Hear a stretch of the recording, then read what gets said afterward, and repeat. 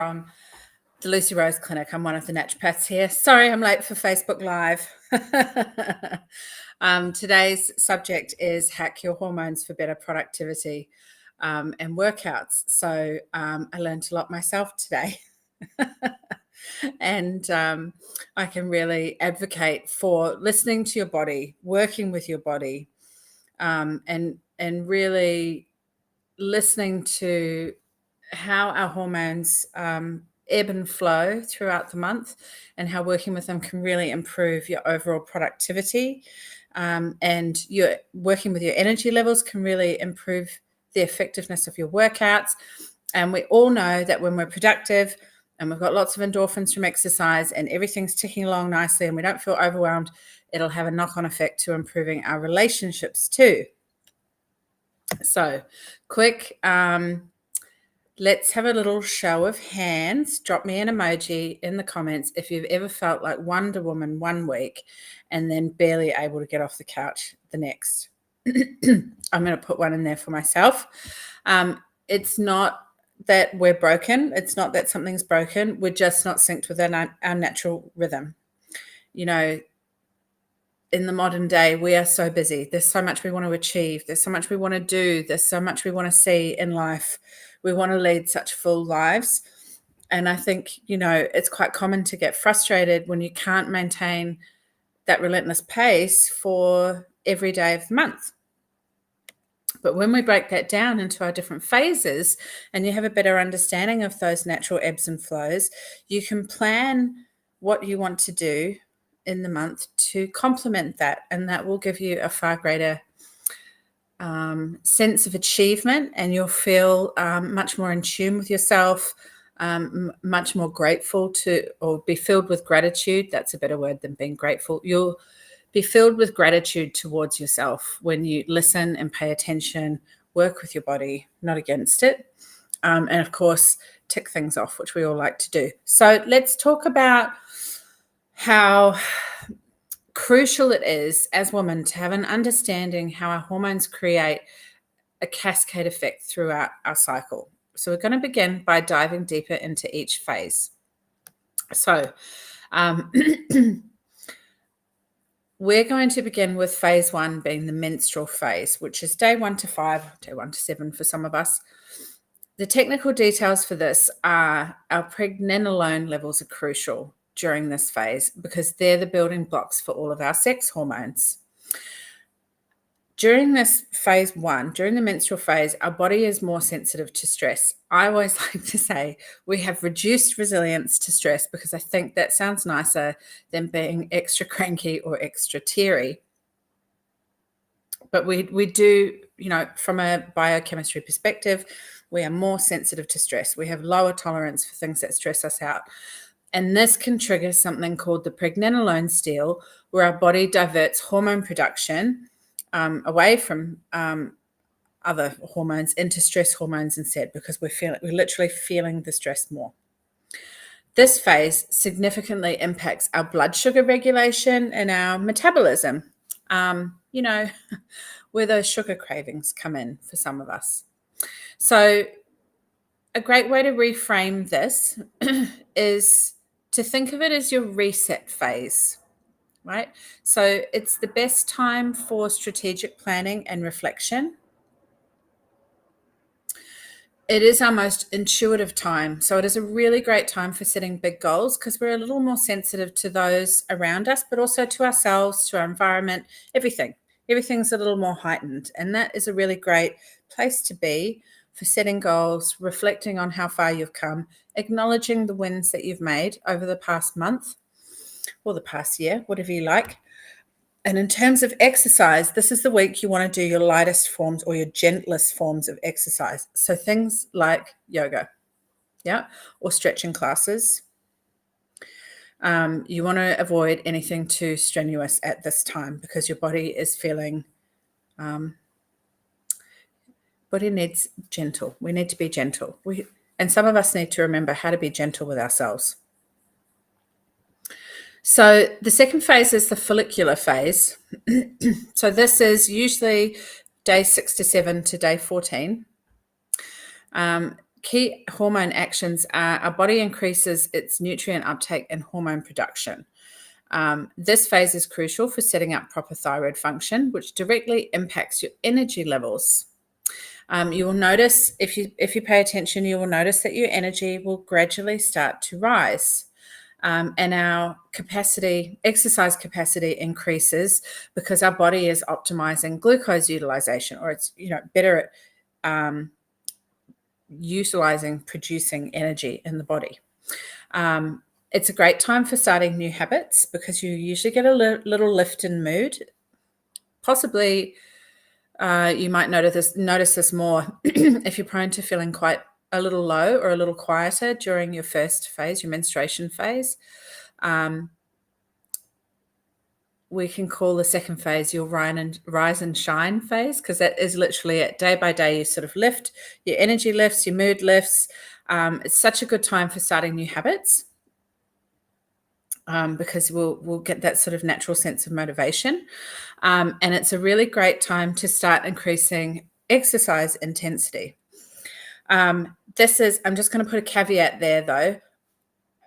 And the intensity of your exercise really does depend on your adrenal health. Okay, so how exhausted your adrenals are, how stressed you've been, can have an impact on adrenal function, which is something we've talked about in other sessions. But if you're not experiencing any kind of adrenal adaptation, start increasing your intensity. Go for it. This can be a really time, I always think, to start a new class. For those of you that go to a gym, for example, if there's a class you've always wanted to try but perhaps have felt too shy, or that you want to, increase your fitness levels first, or any of these sorts of goals that we set ourselves, like when I have more energy, when I'm less tired, when I've done X number of weeks at reformer Pilates, I'll go do a high intensity interval reformer Pilates or something. This is the week you go and do that class. The third phase is ovulation. So this is usually days 15 to 17 or thereabouts for those of us or those that are actually ovulating. And your body's stress response, so our resilience to stress, is the strongest at this time. So we are at our most resilient. Some people have described an ovulation like feelings of like almost euphoria. They're really positive. Everything is great. The world's got a lovely glow on it. Nothing their partner does annoys them in this time. And it's because our sex hormone production peaks, and that affects everything from energy to cognitive function. Yeah. So you're at peak energy, you're at peak resilience. Interestingly, in terms of thyroid function, we have optimal kind of iodine utilization as well. But we also have like our maximum strength. So this is a really good time, not just for challenging workouts, but also for like any important work projects, especially presentations, that require kind of peak energy and lots of get up and go and really sharp thinking and like the best of your personality. If you can do it in and around ovulation, see if you notice a difference. It's also a really great time for going on dates or for catching up with friends. Now, then we move into phase 4, like our luteal phase. This is usually days 18 to 28.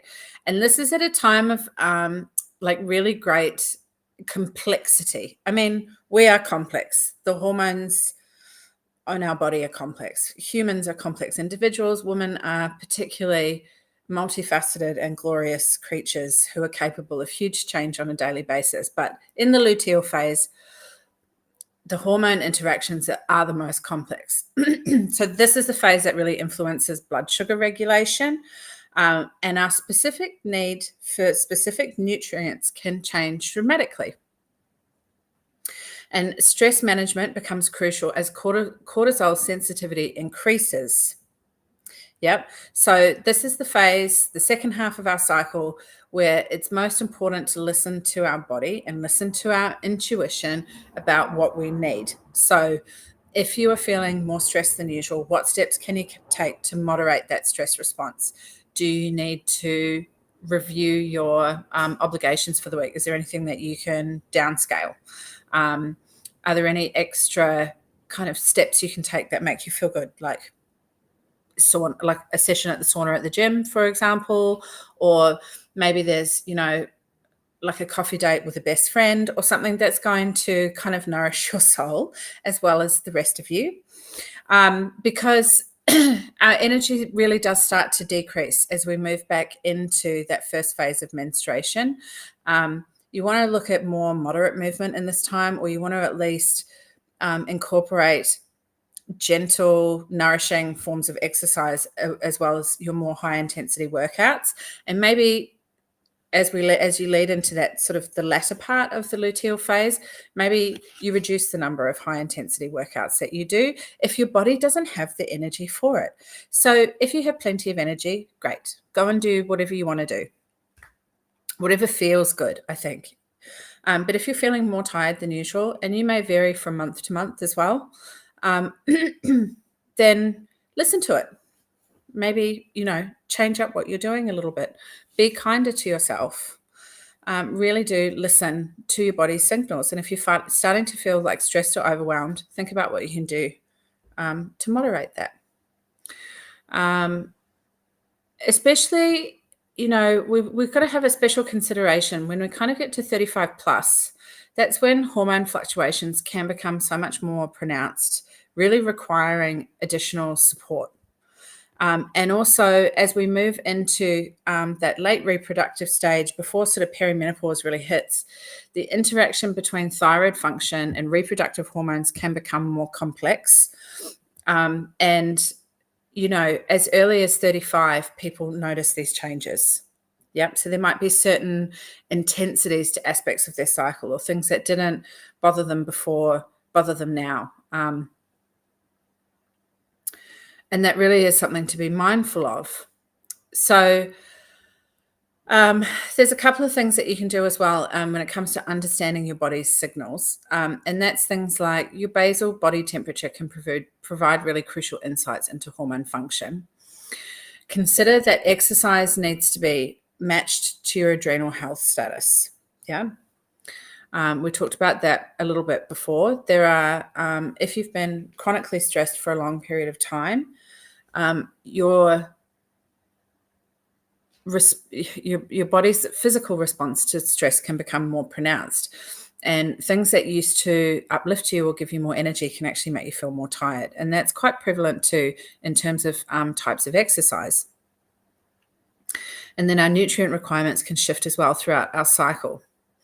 And I think it's also worth paying attention to, like, if you have cravings for certain things, what are the best options that you can pick at that time? Like, do you need to have a biscuit, or is there something else you can reach for that's going to give you that sense of energy as well? And this is something we really work on at the Lucy Rose Clinic, and this is why we use such comprehensive functional testing to build our understanding of you as an individual, and to create personalized protocols that work with your body's natural rhythm, not against it. So that's things like understanding your unique thyroid hormone patterns, your sex hormone balance, because it's all about, the ratio and where you are, stress hormone levels and their impact, not just on your cycle, but on, your life as a whole, and the essential nutrient status affecting hormone production. So that's what I was talking about before as well. Some of the questions we ask when we're building our understanding of you as an individual is your cravings can tell us a lot about what additional nutritional support we can build for you. And I really just want to say to, remember that your menstrual cycle is a really vital sign of overall health. So if you're experiencing sudden changes, irregular cycles, severe or worsening PMS, or unexplained fatigue, these can be signs that your hormones need additional support. And through comprehensive testing in our treatment approach, we really can help you feel like you're working with your body rather than against your body, and really help to really help support you to continue living your life with all the vitality and energy that you need to enjoy it. And we're here to help, and we're here to help develop your understanding of your own body. So do feel free to book your comprehensive hormone assessment today, and we really hope that we can work with you soon. All right.